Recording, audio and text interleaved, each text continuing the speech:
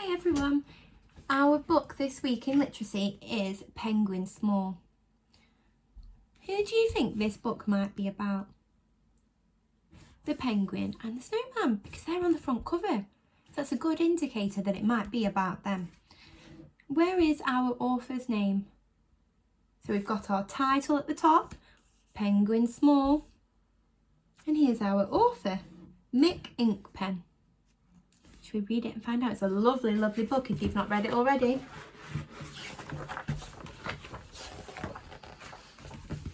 Ready? The polar bears had been up to their nasty tricks again, and the North Pole penguins had had enough. They were off to the South Pole to make their home where no polar bears could bully them. Penguin Small watched his friends plop into the ocean and swim away. "Come on," they shouted. "You can do it." But Penguin Small wouldn't. He couldn't. He was terrified of the water. He always had been. Who do you think Penguin Small might be? Yeah, this one. The one that's on his own. Because he's not getting in the water, he's staying there. Penguin Small watched until his friends disappeared among the bobbing waves. Then he put his head under his wing and cried until the tears made a long icicle on the end of his beak. Can you see? Look. After a while, he wandered off along the water's edge, staring down at his feet, sniffing loudly. He did not see the snowman, which is why he bumped into him. Can you see the snowman there? It's a snowman from the front cover. Why do you think Penguin Small has got an icicle on his nose? Where do icicles come from? What kind of weather do we need? Really, really cold, freezing weather. Has to be really, really cold, doesn't it? It must be very cold where he is.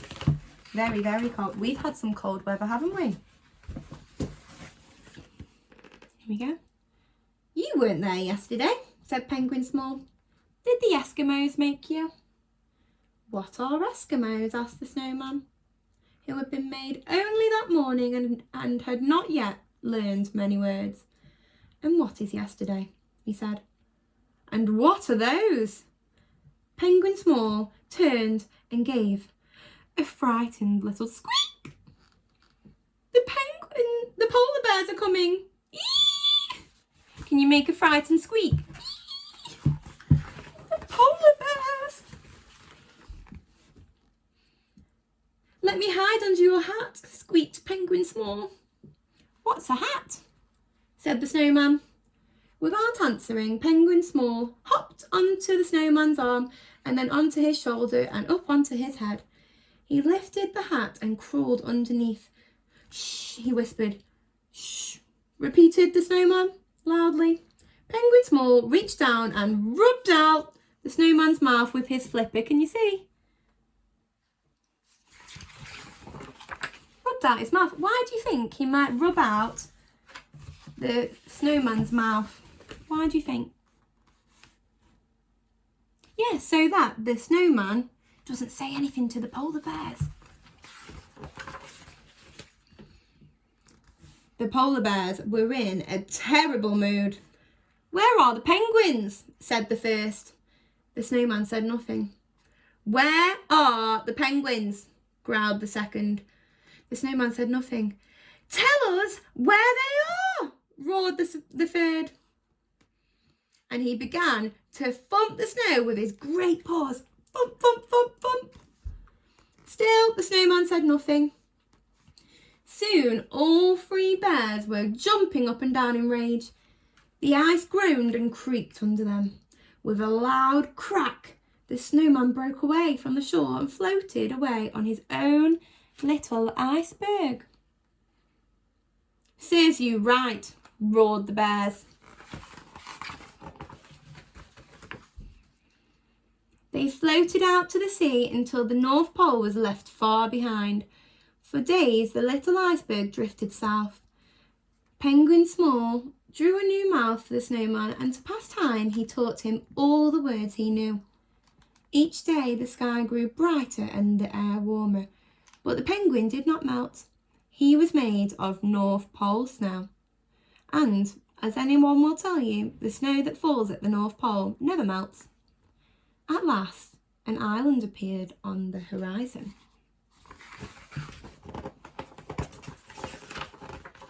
Wow, it's beautiful.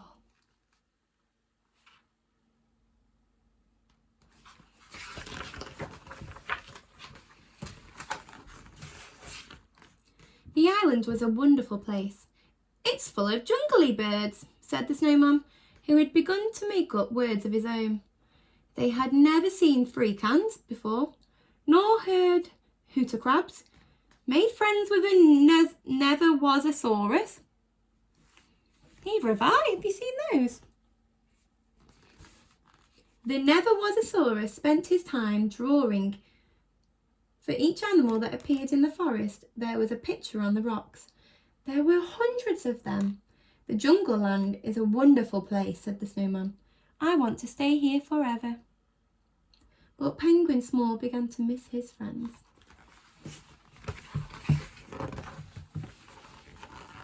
If only I could swim, he said to the never-was-a-saurus one day. Perhaps you should fly, said the never-was-a-saurus. Penguins can't fly, said Penguin Small. The never-was-a-saurus smiled and went back to his drawing. He said nothing more. The snowman did not want Penguin Small to go, but he gave him his hat as a boat when the time came to say goodbye. A teardrop trickled from his eye and froze on his cheek as he pushed Penguin Small out to sea.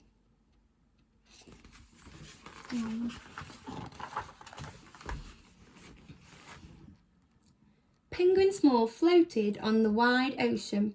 He did not know where he was, nor where he was going. The sky grew dark and big raindrops began to fall. What do you think is going to happen? Big raindrops are falling. I think there's going to be a storm. I think you're right. Well done. All night long the storm blew. Penguin Small huddled in the bottom of the snowman's hat, while the waves tossed it high into the air and sent it spinning round and round. Can you see him? Look how small he looks. Tiny. By morning, the storm had passed. Penguin Small found himself washed up on a strange blue island. This is a very odd island, he said.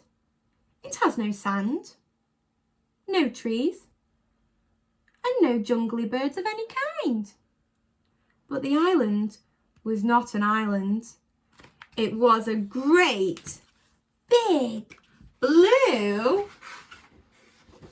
whale! Wow! Look how big the whale is, can you see? Woo. And look how small Penguin Small is. Oh goodness.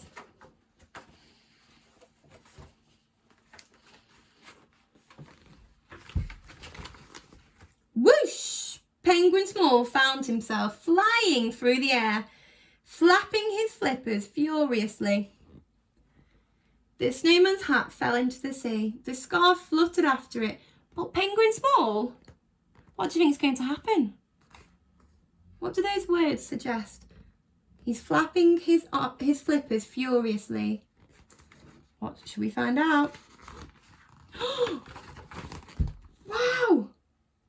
Penguin Small stayed right where he was, hovering in midair, squeaking at the top of his voice, I can fly! I can fly! Then suddenly his wings got tired and he dropped like a floppy cushion onto the whale's nose. Did you see? He panted. I was flying. Wow. So he could fly. The whale was heading south to the cold waters. He was used to travelling the oceans alone, but he was happy for Penguin Small to ride along with him. While the whale swam, Penguin Small practiced his flying, landing on the whale's nose when he needed a rest. As the days passed, he became an expert at diving and soaring. These are all brilliant verbs. Hovering, gliding, whizzing, but never quite managing, trying as he might, to loop the loop. They travelled far to the south. The air became cold and icebergs began to float by. One day, climbing high in the sky, Penguin Small spotted land. Looking down, he saw little shapes, just like himself, lined up along the shore. "Penguins!" he squeaked. Way below him, the whale launched clean out of the water. What does launched mean? What's the penguin doing? So if he launches himself, it's like he's jumped out of the water. So he jumped or launched clean out of the water. The whale landed in the sea with a boom like a crack of thunder. Then he slid beneath the waves, flapping goodbyes with his enormous tail. With a whoop of delight, Penguin Small soared into the air, looped the loop, well almost, and pointed his beak towards home. Okay. And that's the end of our story. Wasn't it lovely? Penguin Small met some lovely friends along the way, didn't he? Who were really helpful to him. So now there's going to be different activities to do this week that are going to be linked to our book. So have a really good try and I'll see you soon. Bye.